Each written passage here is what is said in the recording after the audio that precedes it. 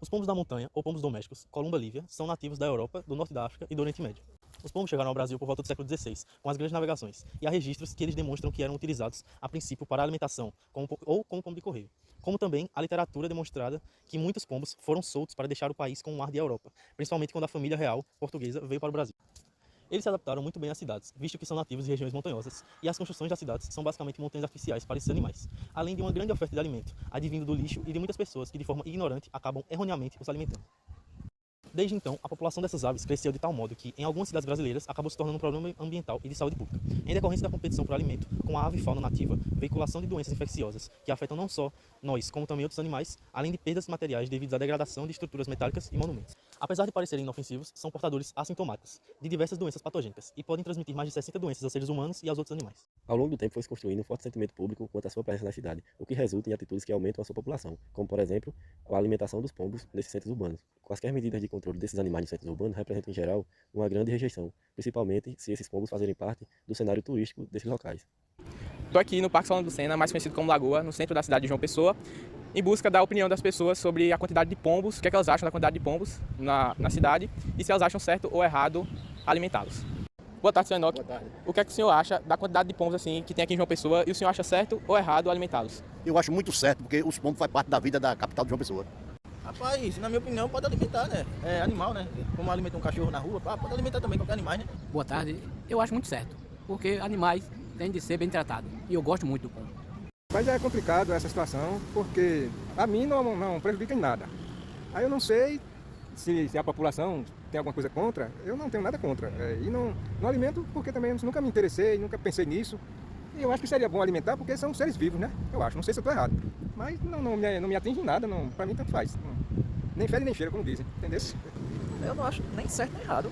Todo mundo tem o direito de fazer o que bem entender aí com os pombos aí. Mas e quando você vê essa quantidade de pombos que tem pelo centro, você sente alguma coisa? O que você acha disso? Nada. Nada? Eu acho errado, não concordo, pela questão de que aumenta o número de animais, né? E eles também podem passar doenças, pelo que a gente tem de informação. E eles também podem usar de alimentação de outras formas da natureza, sem ser a alimentação dada pelos humanos, né? O que eu acho assim, é porque quando a galera ficava alimentando muito, quando já é aglomeração, aí tem a probabilidade de ficar fazendo cocô, sabe? Também aí suja também o ambiente e tal, então por isso eu não acho que devemos alimentar pombo. E o que você sente quando você vê tanto pombo assim na cidade de João Pessoa? Eu sinto que não devia ter. Muito. Eu acho um pouco preocupante porque pombos, teoricamente, ele traz doenças, né? Além de enfeiar um pouco também a cidade, sujeira também e odores, né? Então, na minha opinião, eu acho errado.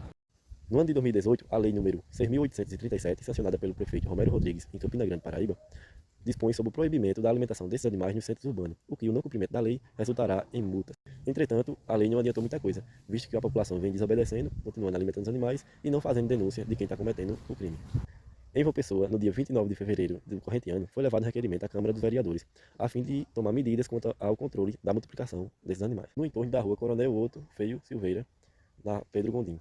Porém, em outros lugares, principalmente centros e locais próximos às feiras, urgem por medidas. Então, para começar, meu nome é Thales, eu sou formado em Medicina Veterinária pela UFPB, no campus de Areia, né? Atualmente eu trabalho com o controle de fauna sinantrópica nociva, com foco em pombos e pardais. O principal foco da gente nessas empresas é atuar principalmente em empresas que possuem produção de alimentos, onde a presença desses animais impacta diretamente, né, na saúde tanto dos produtos finais que são distribuídos, como na própria matéria-prima. No caso, a gente trabalha muito com empresas que fazem o fornecimento, a produção de alimentos que têm como produto base milho e trigo. E a gente sabe que os pombos eles têm uma série de doenças que podem ser carregadas pelos seres humanos, não só para os consumidores finais, e também para os próprios funcionários da empresa. Além dessa casuística, essa problemática do risco de doenças nos alimentos, a presença desses animais também nas empresas pode causar prejuízos infraestruturais. As fezes desses animais vão causar corrosão de estruturas metálicas, veículos também. A gente já teve um contrato com uma empresa de caminhões, que o principal problema deles era que os caminhões do showroom que estavam lá para venda estavam tendo pouca saída porque eles estavam sendo danificados por conta das fezes dos pombos.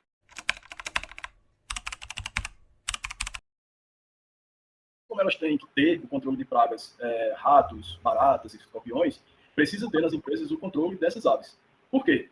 Principalmente por se tratar de empresas que vão trabalhar com alimentos, elas não podem dar o gostinho, vamos dizer assim, de seus produtos carregarem aquela estigma, né, assim, de estar levando doença para fora. Não só para fora, mas também se acontecer com um funcionário dentro da empresa, isso vai acarretar sérios problemas para a empresa, desde processos, a denúncias, fiscalizações por vigilância sanitária. Além disso, toda empresa que trabalha com alimentos, principalmente, ela passa periodicamente por auditorias. essas auditorias elas vão avaliar a qualidade tanto de infraestrutura, de tudo, como também a segurança alimentar da parte toda de produção, né? Tanto da matéria-prima como da produção final e do armazenamento. Se em uma dessas auditorias for constatada a presença de aves, principalmente na área de produção, na área de armazenagem e distribuição desses alimentos, ela sofre sérias, vamos dizer assim, penalidades, né? Podendo até correr o risco de fechar, desde que seja comprovado, né? Podendo ter o risco de fechar e passar um período sem poder atuar, por conta dessa presença desses animais. Por isso que elas necessitam ter esse controle. Não é uma opção delas, entende? E, assim, para finalizar, a gente queria entender um pouco de como ocorre esse processo de, digamos que, eliminação desses animais nessas áreas de empresas. Certo. Quando a gente tem uma empresa, principalmente as de alimentos, eu estou falando muito de alimentos porque o foco principal sempre vai ser esse, né? A gente tem aí uma série de As, que a gente fala, né? Que vai permitir a presença ou a ausência desses animais nas empresas, principalmente pombos e pardais. A gente vai ter aí o acesso, o abrigo, o alimento, a água e a ausência de predadores. O controle de fauna utilizando falcoaria vai entrar principalmente nesse último item que eu falei, né, na ausência de predadores. Se o animal ele tem acesso, abrigo, água, alimento e ausência de predadores, aquilo ali é um ambiente totalmente propício para ele viver, reproduzir e permanecer naquele local. Os gaviões vão entrar com o processo de afugentamento, principalmente desses animais, e eventuais capturas. A gente usa muito gavião asa de telha, é a principal espécie utilizada para controle de fauna, tanto em falcoaria para captura em empresas, como para afugentamento de fauna em aeroportos, e falcões também. O que é que acontece com os gaviões? A principal atividade deles é afugentamento, porque eles não são animais tão ágeis quanto os pombos. Mas a própria presença dele ali faz aqueles pombos entenderem que aquele local opa, aqui não é um lugar bom para eu me estabelecer, nidificar, permanecer aqui. Isso vai com o tempo, é um processo que leva tempo até os pombos entenderem também que aquilo é ameaça para a vida deles, que eles precisam sair daquela área. Além das aves, a gente ainda utiliza uma série de recomendações que a gente passa para as empresas, né? Com relação à água e alimento. Minimizar ao máximo a presença de alimentos espalhados pelo pátio, por exemplo, grãos. A gente sempre orienta que passou um caminhão carregado, derramou grão, já faça a limpeza, porque qualquer coisa que fique espalhada vai atrair esses animais. Com relação ao acesso e ao abrigo, a gente sempre orienta as áreas que a gente vê um potencial de ser um local para ninho, pede para fechar. Todo o conjunto de atividades desempenhadas vai determinar o sucesso ou não da atividade nas empresas. Tudo isso precisa estar alinhado e tudo isso precisa ser, tanto nós como a empresa que vai receber o serviço, precisa trabalhar em conjunto para que aquilo dê certo. Uma última pergunta, assim, a título de conhecimento. O senhor veria a viabilidade de tornar esse serviço, que hoje é privado, em esfera pública também, por exemplo, na atuação de controle de pombos em praças, em ambientes urbanos, nesse sentido? Dificilmente isso aconteceria, porque a gente, principalmente hoje em dia, né, a gente está numa fase aí que tem até um termo que a gente usa que chama fofofauna.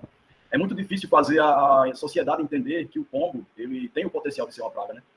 Ele pode estar ali não apresentar nenhum risco para a gente, como ele pode estar ali ser um animal que está contaminado com alguma das doenças principais que podem ser zoonoses para a gente. A exemplo da salmonelose, da criptococose, da ornitose, enfim, tem uma série de zoonoses, né, que eles podem passar para a gente. É muito difícil fazer a sociedade entender que aquela espécie ela precisa de controle.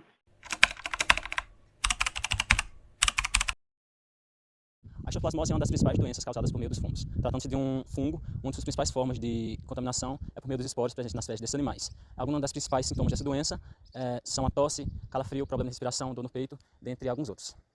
Outra doença causada pelos pombos é a criptococose. Ela é mais grave que a histoplasmose, possui os mesmos sintomas, ambas sendo causadas por fungo, com adição apenas de confusão mental com outro sintoma. Possui uma taxa de letalidade muito maior e suas formas de transmissão são iguais. Tem que sempre ter cuidado na limpeza das fezes, umedecendo elas para evitar que os esporos presentes nessas fezes subam para o ar e você acabe inalando elas. Mas uma doença causada pelos pombos é a psitacose. Ela é causada pela bactéria Chlamydia ptaceae e tem como principais sintomas dores no peito, dores musculares, fadiga, dificuldade de respirar, podendo causar pneumonias, assim como complicações pulmonares. Por fim, temos a salmonelose. Ela é causada por bactérias do gênero Salmonella e sua contaminação se dá pela ingestão de alimentos e água contaminados. Os sintomas são bem parecidos com os das outras doenças, no entanto, podendo causar também náuseas ou outros sintomas gastrointestinais, como diarreia e gastroenterite. Por possuir contato direto com as populações nos centros urbanos, as inúmeras doenças transmitidas por esses animais possuem impacto direto na saúde pública, aumentando assim a transmissão dessas doenças. Isso tudo pode aumentar o aparecimento de surtos, tanto em crianças quanto em idosos, devido à baixa imunidade desses grupos. Os outros casos mais recentes de aparecimento da doença do pombo foi em Belo Horizonte em 2016, que registrou aumento dos surtos de criptococose, e em Brasília em 2019, em que uma escola constatou diversos casos de alunos com sintomas respiratórios, tendo sido constatado alta exposição a pombos no local. Existem muitas formas de resolver esse problema com medidas a curto prazo, porém podem ser em vão se as pessoas não tomarem consciência do problema.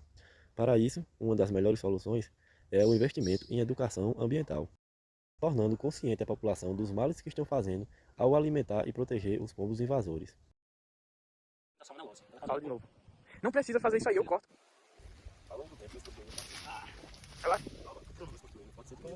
Gravação do documentário Colômbias líbias do Ocidente Médio.